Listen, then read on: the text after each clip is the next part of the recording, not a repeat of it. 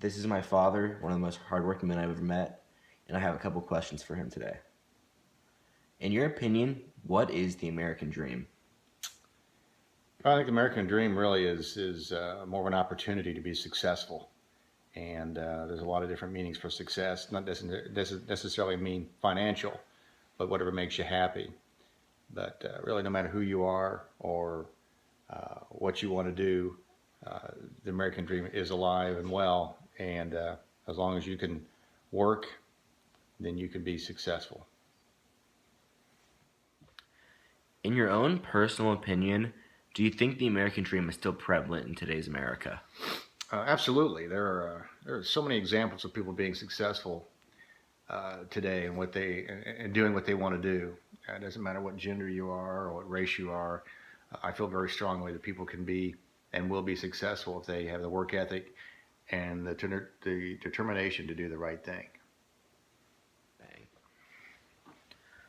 Earlier, you talked about how people have different levels of motivation.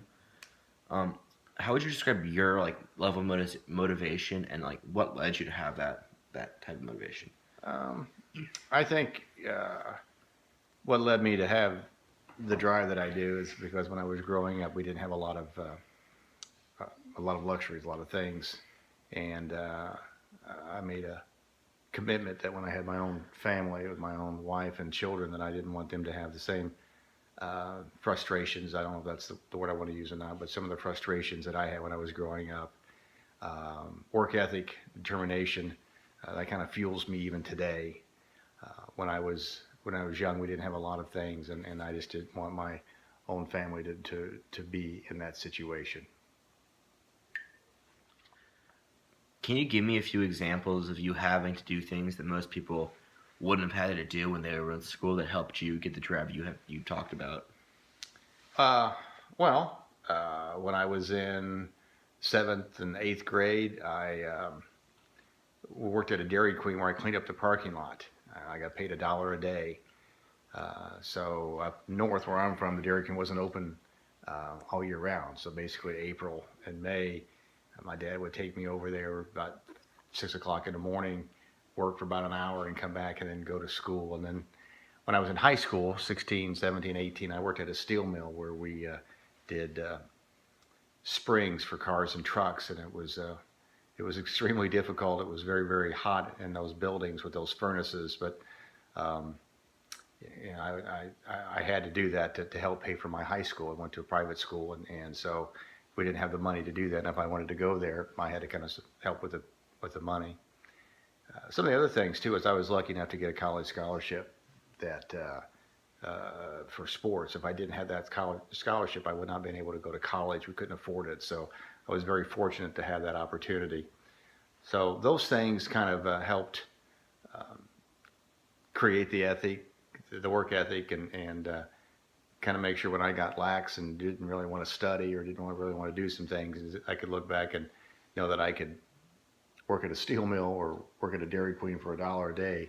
That I could do that, then I could probably try to be successful.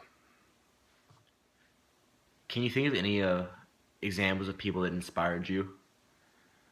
Probably my father and my grandmother. My grandmother on my dad's side, incredible work ethic. Didn't have a lot growing up, and but they just worked. I mean, they could control one thing, and the one thing they could control is how hard they worked and what they did. So, um, to me, I always thought about them. I didn't want to let them down. If I ever thought about doing something I probably shouldn't do, I always thought that I didn't ever want to let them down. So I really tried to do the right thing and work as hard as I could. What was the first job you had with Herff Jones that led you to be where you are now in a successful position? Well, I started off in our manufacturing facility in a management position, but it was really a customer service job. It didn't pay a lot of money, but I thought I would just learn and listen uh, to um, to really the whole industry to see what I liked about it, and realize that what I could control is if I got out into sales and ended up owning my own territory, being a business owner.